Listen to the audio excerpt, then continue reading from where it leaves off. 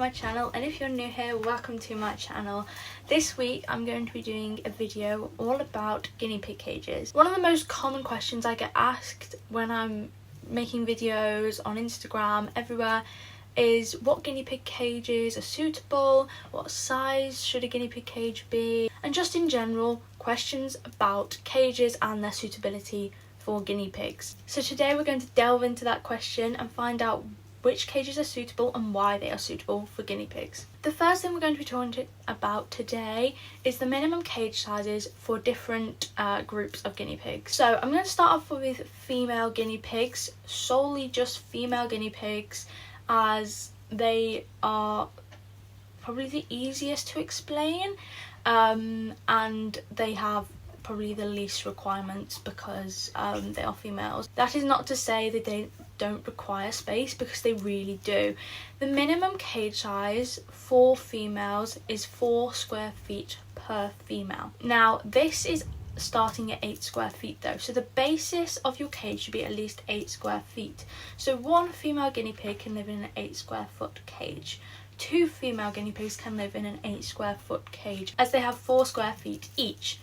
3 female guinea pigs would therefore have 12 square feet, and it goes on and on. So 5 female guinea pigs would have 20 square feet, and so forth. However, personally, I believe that female guinea pigs should have at least 5 square feet per pig. I have had guinea pigs, I've had duos, trios, I've had a herd of 4 and a herd of 5 over the last couple of years of purely female guinea pigs. And I have definitely noticed with the more space, the more active they are, the more popcorns, the more zoomies around. They absolutely love as much space as possible, especially when you have younger pigs, as they have more energy and things. They love having more space. So I would say at least 5 square feet is a good size per female guinea pig. So therefore, if you had a pair, I'd go for a 10 square foot cage. I have a trio of female guinea pigs at the moment. I did have 4 in here, but obviously we lost Bellatrix a couple of weeks ago. But my trio have about between 22 and 24 square feet for this cage. It's quite a big cage. It's a DIY cage, so I can't remember the exact dimensions, because they were a little bit off what we said we were going to do, but that equates to I think it was about 6.67 square feet per pig. I might have done that maths wrong, I can't quite remember. It was somewhere around that mark. It was between 6.5 square feet and 7 square feet per pig, which is an amazing, incredible size for them. And I have 2 10-month-old guinea pigs and a 4-year-old guinea pig. So my 2 10-month-olds, especially Maple, love zooming around the cage, popcorning. They love the extra room just to run around, and it is the best thing to watch ever. So if you have younger pigs, I would definitely also recommend sizing up as much as possible, but size up as much as possible anyways, even with females. The next group we are going to talk about is male guinea pigs. Now, male guinea pigs can be very territorial, and pairs of males don't always work out as well as people would hope. Sometimes they are absolutely fine, and a lot of the time that is down to the cage size. Now, males, is usually said at least a minimum of 5 square feet per pig. However, I would go well above that if you have males. I would go at least 6 square feet, if not more, per pig for a male guinea pig. I would also say if you have a lone male guinea pig, something that happens I think probably more often than a lone female guinea pig, just because females overall tend to be easier to bond. Not always, there's definitely some females out there that are just absolutely not having it, don't want to get on with other pigs, and there's some males out there that are absolutely amazing to bond. But I think on average there's usually more solo boar guinea pigs than solo sow guinea pigs. But if you just have one male guinea pig, I'd say at least 10 square feet, just because they tend to be bigger, they tend to be you know, they tend to take up more space. They tend to be a bit more messy, not always. I think, again, on average, they do tend to be a little bit more messy. Again, it's probably just because they're bigger. Again, I have 3 females, and my females are quite small, really. They're all below the 1 kilogram mark. I think Maple will get above that, definitely. Meadow might, but it'll only be just, I think. I think Maple will probably reach about 1.1 kilograms, but Fleur is 4 years old and she's less than 1 kilogram. They're quite small, whereas we've had some chunky females in the past, but we've had some, like when we had boars quite a few years ago now, they were massive. They were huge compared to the females. So you really have to take that into consideration when you're thinking of the size of their cage, because obviously if they're bigger, they need more room to stretch out, they need more room to run, because they're just bigger in general. Again, every time I've seen either a pair of boars work or even groups occasionally of like 3, 4, 5 boars, they have had such a massive cage filled with hides and toys and water and food everywhere, so that they couldn't like get all cramped up and really be territorial over like one tiny spot, you know, anything like that. They had absolutely huge cages, and that seems to really help males stay together and stay bonded. So if you have bonded males, if you want to keep them bonded, I would have as big of a cage as possible. The last group I'm going to talk about is a mixed herd or a mixed group. So what you want to do if you have a mixed group is have one neutered boar or neutered sows, but usually people tend to neuter the boar just because it tends to be less invasive. And then either 1 sow, 2 sows, however many sows you have, you want them with 1 boar usually. Very rarely does it work when multiple boars are with multiple sows, unless you have it on such a huge scale, like literally talking hundreds of guinea pigs. I have seen some people have about 100 guinea pigs and like 97 of them are sows and 3 are boars. That's the kind of ratio we are looking at. Usually for the common kind of person, 1 boar per sow group, and either the boar needs to be neutered or all of the sows need to be neutered. Otherwise you will have a lot of unwanted pregnancies, and we are in a rescue crisis. We do not need any more baby guinea pigs that are unwanted and will have no homes. So for this, the size requirement tends to sit about the same as a female group, so about 4 square feet per pig. Just because the males, especially if they're neutered, they don't tend to be as territorial necessarily. Each pig is very different, but on a whole, and they don't tend to be as territorial, and also they're just with a load of females. They're probably not going to get in a fight as often as if they were with another boar. However, I like to say just go as big as possible. Again, the preferred is 5 square feet per pig, but go as big as you can, especially if that boar is big. Something I always also think about is it really depends what breed of guinea pig you have as well, because some people have I don't personally have any, but like if you have Peruvians who have really long, like voluptuous like fur, alpacas. The one I can't pronounce, I will put it on the screen. I'm not even going to attempt it because I will say it wrong. They have really long fur. There's quite a few that have a lot of fur. Texels, I think, have really long, like curly hair, and that's obviously going to take up more room, and you don't want them like standing on each other or standing on each other's fur, because that's probably going to cause arguments. I know with mine it definitely would. Mine are all Abyssinians, so they have very big personalities, but they are all quite small and their hair is all kind of kept together sort of thing. They're not really even, I mean, Meadow could be a slight funky Abyssinian because she hasn't got quite the rosettes that Maple and Fleur have, but all their fur is not very long, so they don't take up as much room. So if you have bigger pigs, you're going to need more space. But on average with a mixed group, I would say at least 4 square feet per pig, if not 5. Now the first type of cage we're going to talk about is pet shop cages. Now on a whole, pet shop cages are a big no. They tend to be way too small. They tend to not have the right amount of room for a guinea pig to even have enough hay and water, and a single hide most of the time, and I would say really you need at least 1 hide per pig. I currently have 5 hides in my cage, and I have 3 guinea pigs, and one of those hides is a really big wooden house that 2 of them can fit in without even touching. So you need room for that, like at least 1 hide per pig, and these pet shop cages just do not fit that at all. However, there is very few but increasing numbers of pet shop cages on the market that do fit the requirements. The first one I'm going to talk about is the Furplast 160. I don't believe they have a Furplast 180, but if I am wrong, definitely let me know, because that would be amazing if they do. But the Furplast 160 is 160 centimeters by 50 centimeters. Now this cage, you won't find in every pet shop. I have seen it in a couple here and there. I think here in the UK, Just for Pets, I think, does it. Pets at Home, I've never seen them stock this cage, I don't think. They have the Furplast 140 usually. That is too small, don't go near it. Definitely don't go near the 120 or the 100, too small.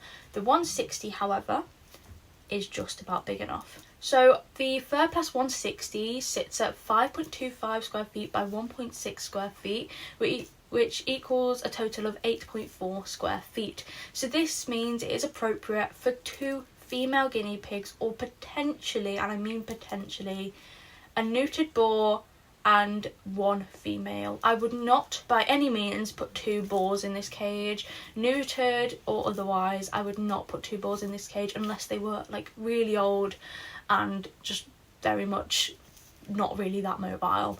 But otherwise I would definitely only have 2 females or potentially 1 neutered boar and 1 female in this cage. Now what I really like about this cage is the whole front opens, which is really nice. It means you can get in there and clean a lot easier. It's also good as it has a completely covered like roof and everything, so if you have young children, little FYI, young kids should not be responsible for living like pets, living animals, living anything. They are only kids themselves. It should be an adult's responsibility to look after the guinea pigs, because your child's not going to afford vet bills or anything. But if you do have young kids who are interested in the guinea pigs, who do help out here and there with things, sometimes you're probably not going to want them grabbing the guinea pig every 2 seconds. This cage is really good to prevent that, as the guinea pigs are nice and secure. They have a roof on them. They're safe from other pets in the household like cats, dogs, which means that, you know, if the cage is on the floor, which personally I probably wouldn't recommend if you have dogs and cats coming in and out, but if you do have them on the floor, they should perfectly be safe. I've not had this cage myself, so I don't know the structural integrity of it, but it has got a roof, so they can't just get in there really easily and things like that. This cage is also, as I say, big enough, so they do have enough room to run around. Looking at the photos, it comes with like a weird divider. I would take that out so they have room to like properly run, and it also comes with one of those little plastic houses that all pet shop cages seem to come with. Whilst this is not probably a bad thing, personally I would just not put that in, and I would put like wooden hides in that the guinea pigs can chew on, or fleece hides, because it just takes up a lot of room, and it's just not very... I just don't see the point in plastic hides personally. My guinea pigs are massive chewers. All my guinea pigs over the last couple of years have been, and I know that they would just chew plastic, and I don't need them chewing plastic when it's going to kill them. So I tend to steer clear from plastic hides and stick with wooden ones. But this cage is definitely one of the bigger pet shop cage, like classic pet shop cages that are on the market. The next pet shop cage I want to talk about is the Blossom Guinea Pig Hutch from Pets at Home. Now you're probably hearing hutch and going, wait, aren't we supposed to not use hutches? As a whole, I would say do not use a hutch. Multiple reasons. Hutches are so difficult to clean. We used to have hutches outside if I'd put the guinea pigs outside in the day for them to like go up into, and you know, somewhere safe for them to go, somewhere a bit warmer. They are the most difficult things to clean in the world. You get so many insects like coming in and things, and they were a nightmare. I do not recommend hutches as a whole. However, what I like about this hutch is it's kind of not really a standard hutch. It has a massive playpen round the bottom, which has the dimensions of 133.5 centimeters by 113, and that equates to 4.4 times 3.7 square feet, which is 16.28 square feet total just on the bottom run. Now this, I personally think, would only really house 3 guinea pigs. However, you could probably do 4 females in this if you really wanted to. It would be a little bit on the small side, I think. However, it would probably accommodate the 4 if you really needed that. Now what I like about this hutch is the huge playpen on the bottom, the 16 square feet. I think that would be great for 2 or 3 guinea pigs. And it's a big open space, so they can run around and they can do laps, they can do popcorns. You can put nice fleece hides in there.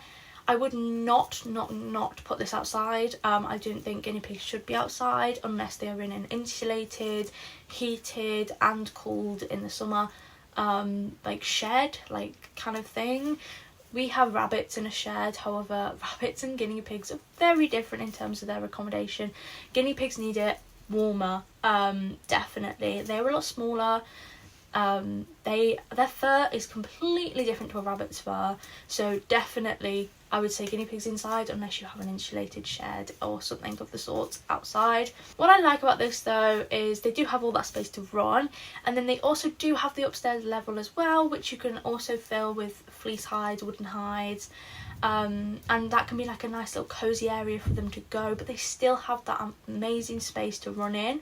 And I quite like that. And you could probably put like a whole hay area upstairs if you wanted, and then downstairs could be all like a good running area for them to like run around in and things. The one thing I would say about this hutch is if you have older guinea pigs, I would not recommend having a ramp in their cage, so therefore the whole like second level would be made redundant because you'd want to take that ramp out. I don't know how steep it is. It doesn't look horrible by any means, and you could definitely like make it less steep if you put something else under it and kind of lifted it up a bit.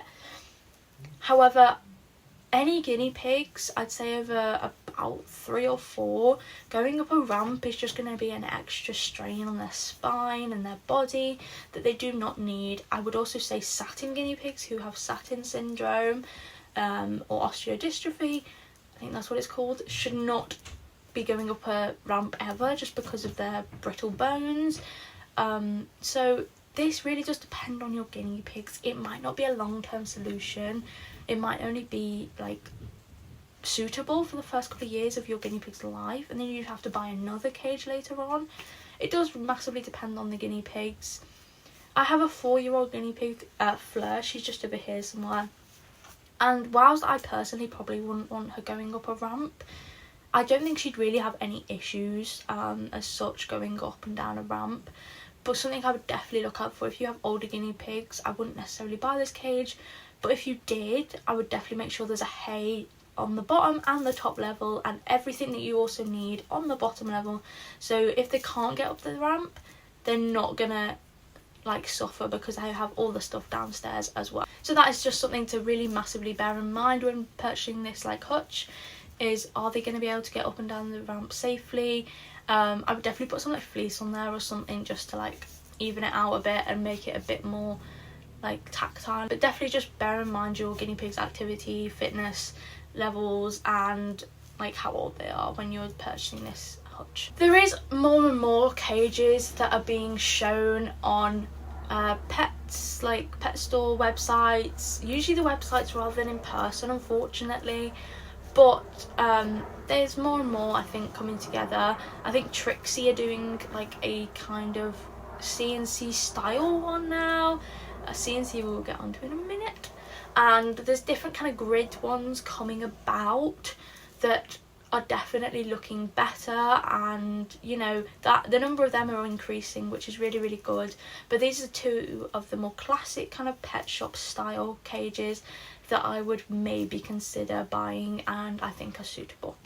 The other thing I want to note just before I move on to the next type of cage is if you're going to a pet shop, if you've made a spur of the moment purchase, which I really, really say don't if you can, because like going to a rescue and adopting is so much better, just because you know a bit more about the pigs usually, and also pet shops do not give you the right information for the most part.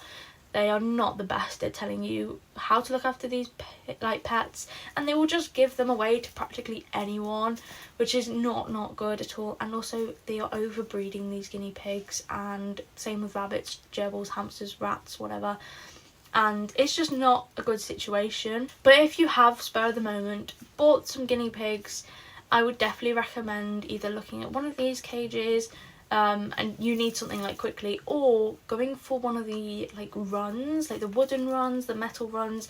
They tend to give you a bit more space, they tend to give you a larger area for them to live in, and they shouldn't be used as a run, like a separate area to their house. That should be used as their main living space, because that is their main living space. Their main living space shouldn't be like a tiny little box. Like at night, they should have access to that space at all times of the day. The next type of cage I want to talk about is something I've talked about for years, and it is C&C cages. C&C cage stands for cubes and chloroplast. I always get that mixed up with chloroplasts, and they are something in a plant cell, but chloroplasts. Now, basically what you do if you're making or buying some of these cages is you get a load of grids, and these grids can either be black or white usually, but some places will do other colours, and you also get chloroplast, which makes the base of the cage, and it's kind of like a plasticky material, so you can like wipe it down and clean any of like the urine stains off it that have like seeped through whatever your substrate is. And one of my favourite things about these cage, and is why I had them for years, I think I had them like a C&C cage for about 3 years, was just how versatile they can be. You can literally change them up so easily. You can make the weirdest and wackiest shapes to fit the dimensions of your space so easily. What I would note is cutting the chloroplast can be a right job, because it is difficult, and putting them together can sometimes be really difficult as well. My last set, I had a song mix, I think that's the band's called. I had the grids from there, and they were quite difficult to put together, but the pack came with like a hammer, like a mini hammer that I have, and like you had to like hammer the little connectors of each of the grids together, and that really helped. The other thing with these is they tend to be a lot cheaper than the like equivalents that are on the market in pet shops. The cages I've just spoken about from pet shops were about £100 each. One of these you can do like a 2x4 or 2x5 size grid one.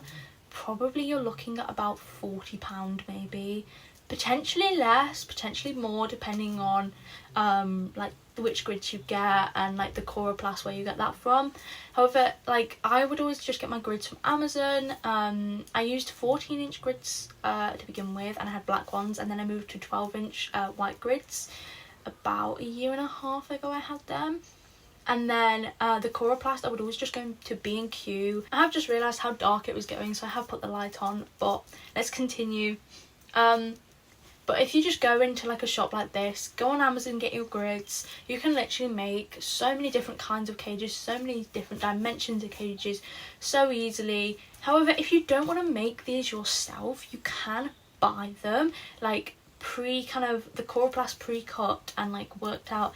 The grids, you'll have the exact number of grids you need, not like a load of extra spare ones, or you have to buy like another pack because you didn't have enough.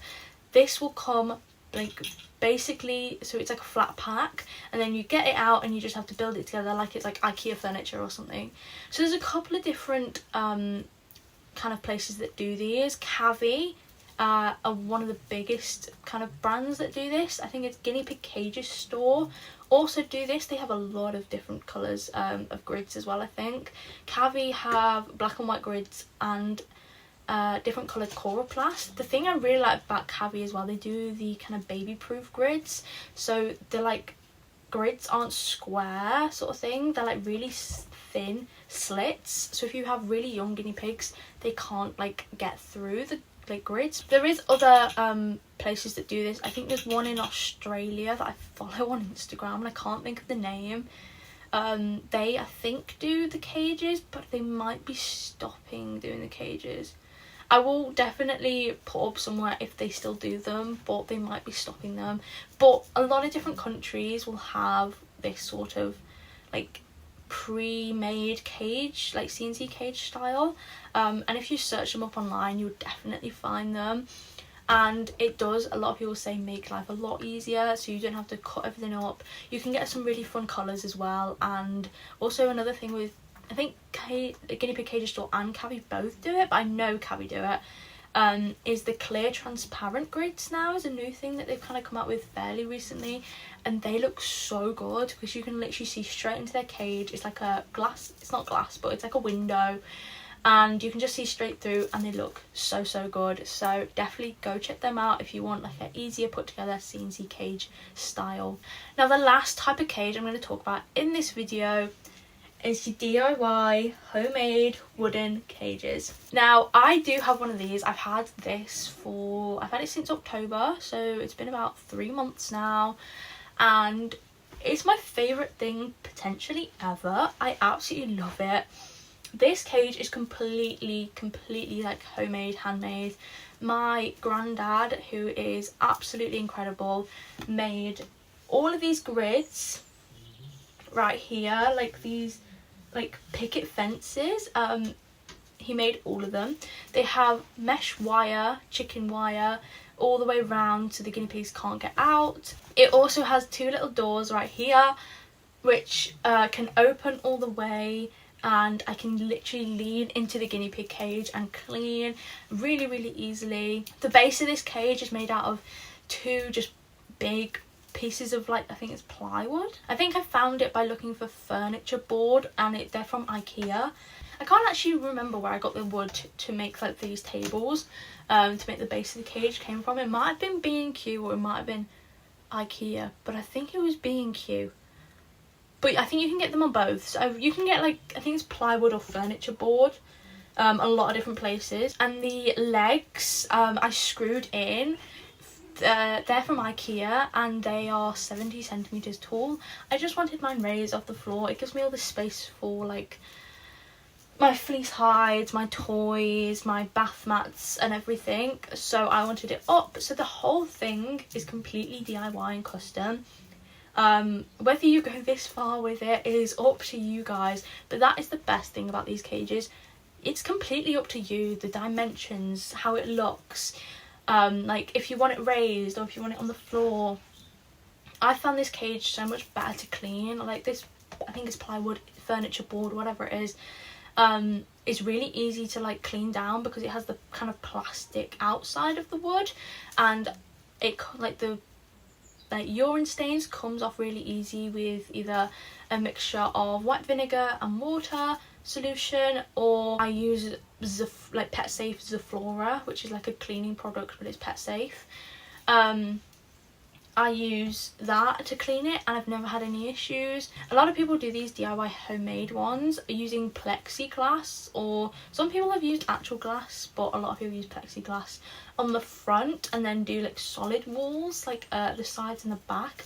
That also looks really cool if done well. And again, it means you can like look all the way through the into the guinea pig's cage, and it's like a big window and they look so good. And a lot of people I think do similar sort of things for hamsters, like homemade DIY kind of ones, but it's kind of getting more common with guinea pigs now, and some of them look amazing and it's my absolute favourite thing I own ever. The other thing that I'd say is really good about these, other than just you can completely make them to fit your space, since I got this and I used to have my CNC grids, like looking back, this looks so much more intentional and it just fits. Like it looks like a proper piece of furniture, whereas the CNC grids just look so busy and like the paint would like chip off them, so you can just see like bare metal kind of thing. And I loved the CNC cages. I would rant and rave about how good they were, and then I got this and I was like, this is a step up, this is amazing. I think the thing I'd say about this is I can't put a price on it for you guys. I can't be like it's exactly this much, because it completely depends where you get your supplies from and it is so much work. I don't know whether I'd be able to do this myself, My granddad, he is just amazing at building things. Like, he has done so much building, like in his house and all sorts. He took this idea I had and just completely made it into reality, and it was amazing, and I cannot thank him enough for it, and I cannot thank everyone else who helped with it enough. But these DIY cages are incredible, and they just look so like intentional and like a proper piece of furniture. And my piggies have absolutely loved this, and I love how easy it is to get in there and clean because I completely designed it, and it's such a custom piece, and it just means so much more to have one of these. Something I would say about these is it does take a lot of effort and a lot of time, and you do need the money to be able to like buy all the bits and like put it all together. And the other thing I'd say is with my CNC cages, I would like reconfigure them like every couple of months or every year, so it would be different all the time. You can't do that with this. Like, you can like add extensions and things, but like it takes a lot more effort to like just change it, and you can't really change how it is that much. You kind of would have to take it all apart to like put it all together again.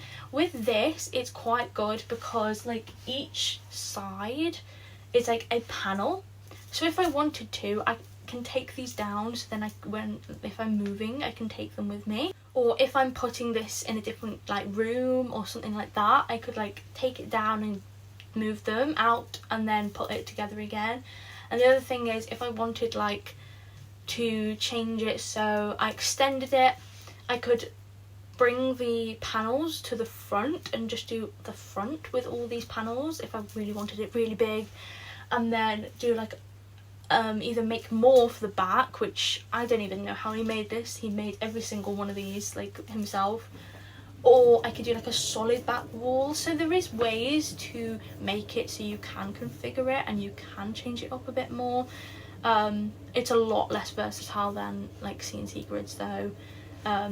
But that's just something you bear in mind when you're deciding what kind of size you want to make for these, because they are an investment. But I do absolutely love it, and it's my favourite cage that I've ever had by far, and it really does mean so much to me because it's incredible and my girls love it.